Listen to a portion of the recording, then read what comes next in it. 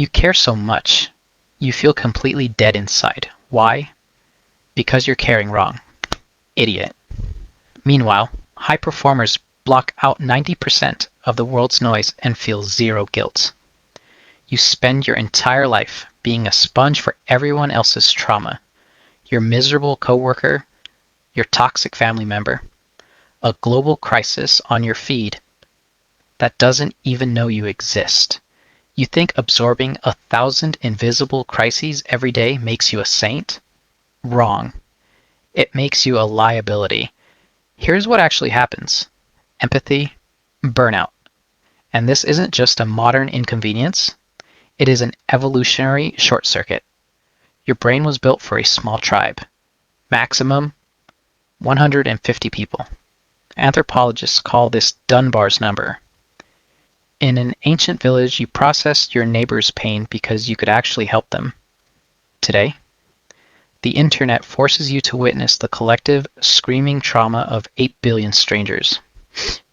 In real time. Your feed is a digital graveyard of desperation. Every single swipe is a microtransaction for your peace of mind. Your primal brain can't tell the difference between a war on a screen and a fire in your living room. You are stuck in a permanent state of fight for flight, burning through your soul before you even step out of bed. But it gets closer to home.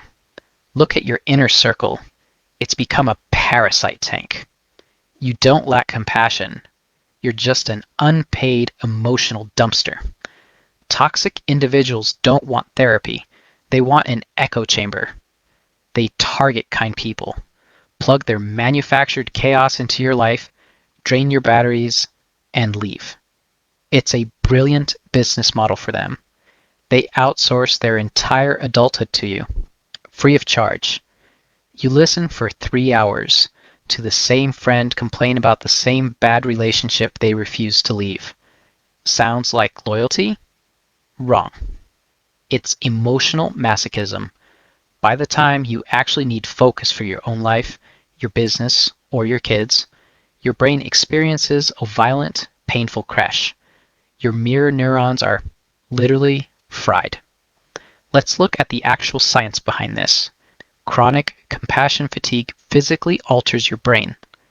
Your prefrontal cortex, the command center for logic, decision-making, and focus, literally powers down. Meanwhile, your amygdala goes into overdrive. Fear and panic center, chronically hyperactive. You aren't lazy. Your brain is running a diagnostic check on a burning house while you're trapped inside. Cortisol floods your system.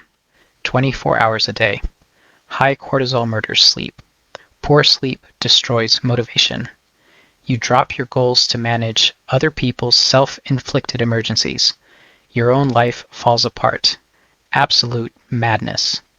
Now, if you're tired of being an emotional doormat for a world that takes everything and gives nothing back, hit subscribe right now. We don't do soft self-help here. We dismantle the traps keeping you weak.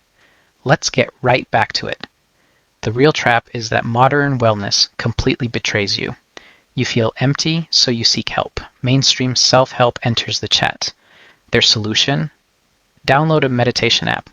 Light a scented candle. Practice gratitude. What an absolute joke. A $30 piece of lavender wax cannot repair a fractured nervous system. It's a highly commercialized illusion.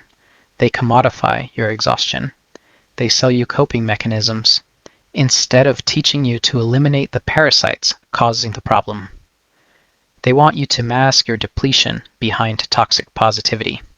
Why? So you remain compliant. So you keep acting as a psychological dumpster.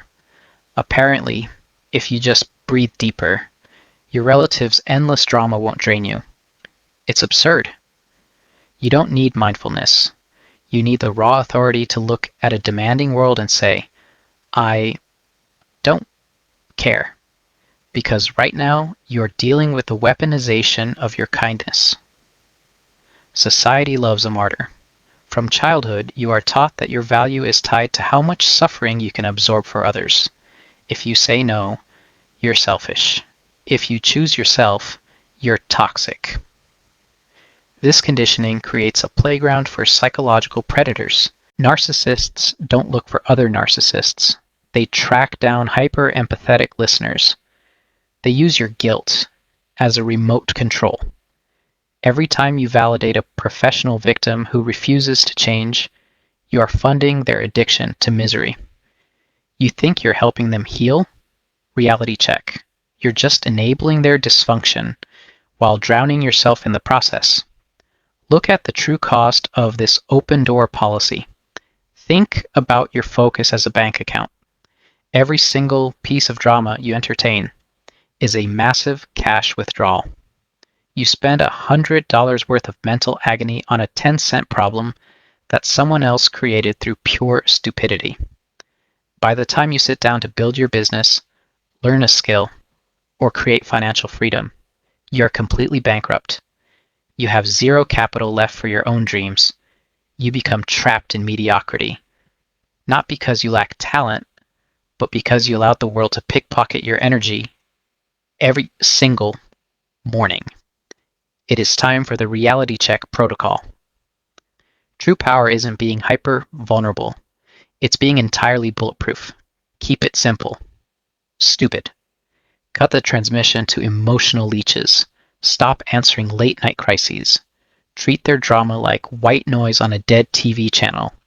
If they want a therapist, they can pay for one. Your ears are no longer open for charity. Let people stumble. Let them face the natural, painful consequences of their own choices. Reality check. Let them cash it. Let them label you as cold or detached. Their opinion is none of your business.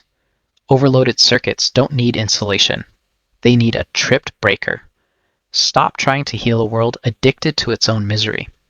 If you think managing other people's emotional garbage is bad, your own mind is running a much cleaner scam on you every single day. Check out our first video on the mental trap, right to see exactly how you're sabotaging yourself from the inside out.